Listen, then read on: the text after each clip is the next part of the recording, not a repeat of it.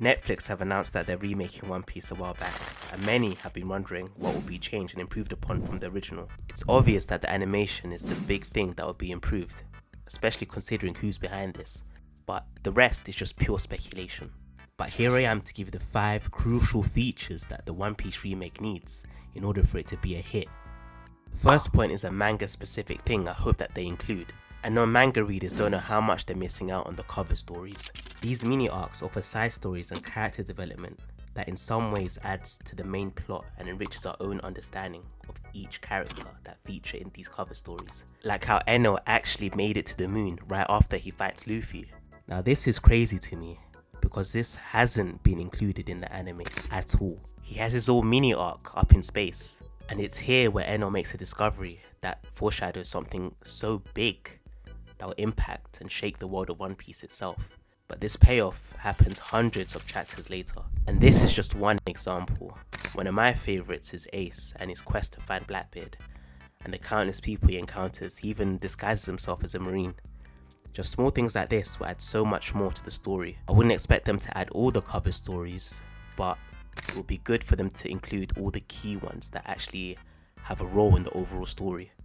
And if they don't include them, then I don't even know what to tell you. This is something that will make or break the series. With so much important information in these cover stories, it makes no sense for them not to include it. The next important and another key point is the animation.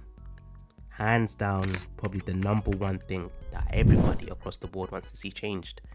And this is such a deal breaker for many people, old and new. They can hit the nail on the head with this one. I'm 1000% certain there'll be waves of new One Piece fans, because this is the first impression someone has of an anime, is how it's drawn.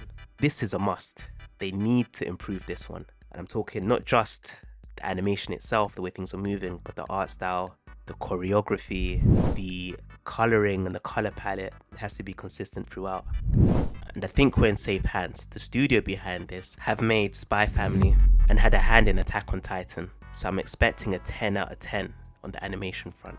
This next point is a 2 for 1, as these two are essentially two different pieces of content, but could serve as the same thing. A mixture of the Vivre cards and SBS content would be so much fun, and it's something that non-manga readers are probably not familiar with, or maybe they are.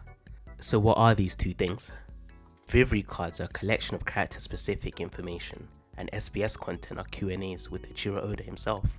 And it's here where we have very important information that can only be found here and nowhere else. Oda himself has confirmed that Buggy can even split himself down there, if you know what I mean. Okay, maybe not information like that, but it's been revealed to us in these SBS and Vivre cards that Zoro's family lineage stretches all the way back to Wano, or how Yasui is not a smile user and smiles for the benefits of others around him. Why it's not included in the anime, I don't know. But I think that with this remake, it gives them the opportunity to actually include this type of information, fleshing out the characters that much more. Which leads to my next point. It shouldn't come as a surprise that with long-running series, new characters are introduced almost on a whim to further enhance and drive the story forward, like Ace being a brother to Luffy and eventually the reveal of Sabo much later. And I think it would be good if we actually saw these characters a bit earlier in the series, which would make the reveal of characters like Sabo that much more impactful, as at the time it felt like the reveal was a bit forced and out of the blue.